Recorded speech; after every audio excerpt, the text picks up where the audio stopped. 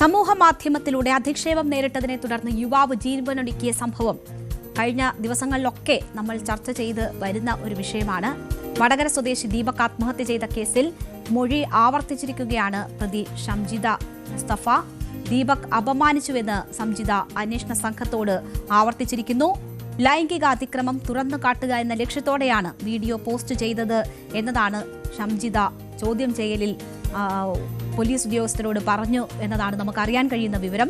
ഇന്നലെ കോടതി റിമാൻഡ് ചെയ്ത സംജിതയെ കസ്റ്റഡിയിൽ വാങ്ങാനാണ് പോലീസിന്റെ തീരുമാനം. സംജിതയുടെ റിമാൻഡ് റിപ്പോർട്ട് ഉൾപ്പെടെ പുറത്തു വന്നിട്ടുണ്ട്. എന്തായാലും ഇന്നലെ വലിയ സംരക്ഷണയിലാണ് സംജിതയെ പോലീസ് കൊണ്ടുവന്നത് എന്നതുൾപ്പെടെയുള്ള കാര്യങ്ങൾ വലിയ വിമർശനത്തിന് ഇടയാക്കിയിരുന്നു. അത് ഈ ദീപകിന്റെ കുടുംബം തന്നെ അതിനെതിരെ രംഗത്ത് വരുന്നത് നമ്മൾ കണ്ടിരുന്നു. BJP ഉൾപ്പെടെ വലിയ പ്രതിഷേധമൊക്കെ അതുമായി ബന്ധപ്പെട്ട് ഉയർത്തിയിരുന്നു. എന്തായാലും ഇന്ന് ഈ കേസുമായി ബന്ധപ്പെട്ടുള്ള റിമാൻഡ് റിപ്പോർട്ട് ഉൾപ്പെടെ പുറത്തുവരികയാണ്. വിശദാംശങ്ങൾ MS അനീഷ് കുമാർ നൽകും. ദീപകിന്റെ മരണത്തിലേക്ക് നയിച്ച സംഭവവാസങ്ങളുമായി ബന്ധപ്പെട്ട് ബസ്സിനുള്ളിൽ വെച്ച് ഷംജിദ 7 വീഡിയോകൾ ചിത്രീകരിച്ചു എന്നാണ് പോലീസ് റിമാൻഡ് റിപ്പോർട്ടിൽ പറയുന്നത്. അന്വേഷണവുമായി ബന്ധപ്പെട്ട് ബസ്സിലെ CCTV ദൃശ്യങ്ങൾ പോലീസ് പരിശോധിച്ചു. ഇതിൽ അസ്വാഭാവികമായി ഒന്നും കണ്ടെത്താൻ കഴിഞ്ഞിട്ടില്ല. വീഡിയോ ചിത്രീകരിച്ചതിന്റെ അല്ലെങ്കിൽ അതിനുശേഷം അത് പ്രചരിപ്പിച്ചതിന്റെ മനോവിഷമത്തിലാണ് ദീപക് ആത്മഹത്യ ചെയ്തത്. വീഡിയോ തന്റെ മാതാപിതാക്കളോ ബന്ധുക്കളോ കണ്ടാൽ വളരെ മോശമായ ലൈംഗിക വൈകൃതമുള്ളവനായി താൻ ചിത്രീകരിക്കപ്പെടുമെന്ന് ദീപക് കരുതി. ഇതാണ് ആത്മഹത്യയിലേക്ക് നയിച്ചത്. അസിസ്റ്റന്റ് പ്രൊഫസർ യോഗ്യതയുള്ള മുൻ പഞ്ചായത്ത് അംഗം കൂടിയായ ഷംജിദയ്ക്ക് നിയമത്തെക്കുറിച്ച് കൃത്യമായ ബോധ്യമുണ്ടായിരുന്നു അല്ലെങ്കിൽ അവബോധമുണ്ടായിരുന്നു. എന്നിട്ടും അടുത്തുള്ള പോലീസ് സ്റ്റേഷനോ അല്ലെങ്കിൽ മറ്റ് അധികാരികളെയോ അറിയിക്കാതെ ഇത്തരത്തിലുള്ള വീഡിയോകൾ ചിത്രീകരിച്ച് സമൂഹ മാധ്യമത്തിൽ പങ്കുവയ്ക്കുകയായിരുന്നു. ഈ കാര്യങ്ങൾ ആണ് റിമാൻഡ് റിപ്പോർട്ടിൽ പറയുന്നത്. അതുകൊണ്ട് തന്നെ ഇത്തരമൊരു വീഡിയോ പ്രചരിപ്പിക്കുമ്പോൾ അത് മാനഹാനി ഭയന്ന് ഈ യുവാവ് ആത്മഹത്യ ചെയ്യും എന്ന് കൃത്യമായി തന്നെ അറിയാവുന്ന ആളായിരുന്നു ഇവർ എന്നും പറയുന്നു. ബസ്സിനുള്ളിൽ ഇത്രയധികം സംഭവങ്ങൾ നടന്നു എന്ന് പറയുമ്പോഴും അല്ലെങ്കിൽ അസ്വാഭാവികമായ കാര്യങ്ങൾ നടന്നു എന്ന് പറയുമ്പോഴും ഒന്നും സംഭവിക്കാത്ത രീതിയിൽ സ്വാഭാവികമായാണ് ബസ്സിൽ നിന്നും ഷംജിദ പുറത്തേക്കിറങ്ങിയത്. ബസ് ജീവനക്കാരോട് ഒരു പരാതിയും ഈ സംബന്ധിച്ച് നൽകിയിട്ടില്ല. വടകര, പയ്യന്നൂർ തുടങ്ങിയ സ്റ്റേഷനുകളിലോ മറ്റ് സ്ഥലങ്ങളിലോ യാതൊരു പരാതിയും ഷംജിദ നൽകിയിട്ടില്ല എന്നും റിമാൻഡ് റിപ്പോർട്ട് പറയുന്നു. അന്വേഷണം പ്രാഥമിക ഘട്ടത്തിലാണ്. ഈ ഷംജിദയുടെ ഫോൺ പരിശോധനയ്ക്കായി എടുത്തിരുന്നു. അതിന്റെ വിശദമായ പരിശോധനാ ഫലം ലഭിക്കേണ്ടതുണ്ട്. മറ്റ് സാക്ഷികളായ ആളുകളിൽ നിന്നും അതിൽ യാത്രക്കാരായ ആളുകൾ, ബസ് ജീവനക്കാർ എന്നിവരിൽ നിന്നും മൊഴിയെടുക്കേണ്ടതുണ്ട്. ഒപ്പം ഈ പുറത്തേക്ക് ഇവരെ ഇപ്പോൾ ഈ അന്വേഷണത്തിന്റെ ആദ്യഘട്ടത്തിൽ ജാമ്യം നൽകി വിട്ടാൽ അത് സമൂഹത്തിന് ഒരു തെറ്റായ സന്ദേശം നൽകും. സമാനമായ കുറ്റകൃത്യങ്ങൾ ഏർപ്പെട്ട് അല്ലെങ്കിൽ മറ്റു സ്ത്രീകളും സമാനമായ കാര്യങ്ങൾ ചെയ്ത് കൂടുതൽ ആത്മഹത്യകളിലേക്ക് ആളുകളെ നയിക്കാൻ സാധ്യതയുണ്ട് എന്നും ഈ റിമാൻഡ് റിപ്പോർട്ട് വ്യക്തമാക്കുന്നുണ്ട്. എന്തായാലും ഇന്നലെയാണ് ഷംജിദയെ അറസ്റ്റ് ചെയ്ത് അതിനുശേഷം കുന്നമംഗലം കോടതിയിൽ ഹാജരാക്കിയാണ് റിമാൻഡ് ചെയ്ത്. ഈ റിമാൻഡ് റിപ്പോർട്ടിലാണ് ഇക്കാര്യങ്ങൾ പരാമർശിക്കുന്നത്. ഇന്ന് ഈ ഷംജിദയുടെ ജാമ്യ ഹർജി കുന്നമംഗലം കോടതിയിൽ സമർപ്പിച്ചിട്ടുണ്ട്. ജാമ്യ ഹർജിയിൽ ശനിയാഴ്ച വാദം കേൾക്കും എന്നാണ് കോടതി ഇപ്പോൾ അറിയിച്ചിരിക്കുന്നത്. ഇതുമായി ബന്ധപ്പെട്ട് നേരത്തെ ഷംജിദ പോലീസിന് നൽകിയ മൊഴിയുടെ വിശദാംശങ്ങളും പുറത്തു വന്നിരുന്നു.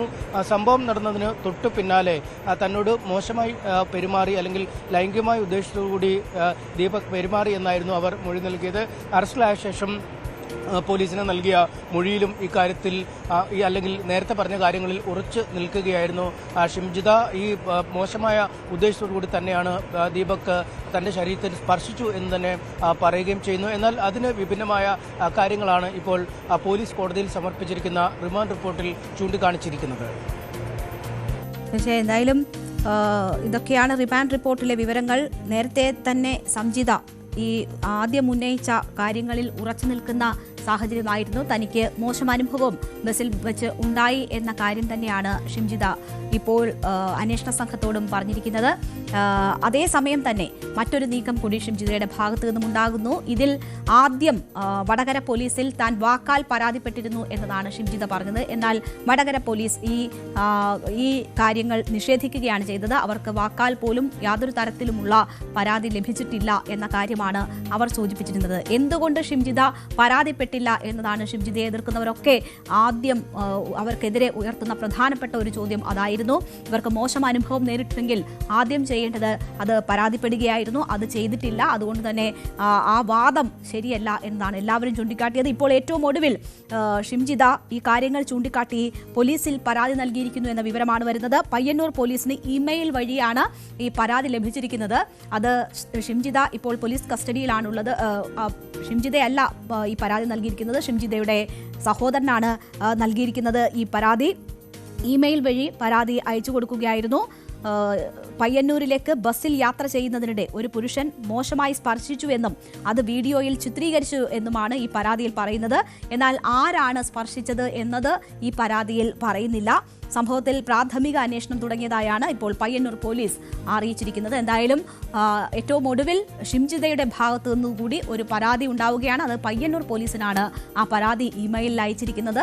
ഷിംജിതയുടെ സഹോദരനാണ് അയച്ചിരിക്കുന്നത്. അപ്പോഴും ഈ സംഭവം ഉണ്ടായി, അത് വലിയ തരത്തിൽ പ്രചരിച്ചു, വലിയ വിവാദമായി ചർച്ചയായി, ദീപകിന്റെ മരണത്തിലേക്ക് അത് നയിച്ചു. അതിനുശേഷവും എന്തുകൊണ്ട് ഇത്രയും വൈകി പരാതി നൽകാൻ എന്ന ഒരു ചോദ്യം അവിടെ ഉയരുകയാണ്. ഇതിപ്പോൾ അറസ്റ്റിലായതിന് ശേഷം ഒരു ദിവസം പിന്നിടുമ്പോഴാണ് ഇത്തരം ഒരു പരാതി വന്നിരിക്കുന്നത്. അത് സഹോദരൻ ഇമെയിൽ മുഖേന പയ്യന്നൂർ പോലീസിലേക്ക് നൽകിയ പരാതിയിലാണ്. എന്തായാലും അതിൽ പ്രാഥമിക പരിശോധനകൾ ആരംഭിച്ചിട്ടുമുണ്ട്. കൂടുതൽ വാർത്തകൾക്ക് news 18 Keralam YouTube channel subscribe ചെയ്യുക.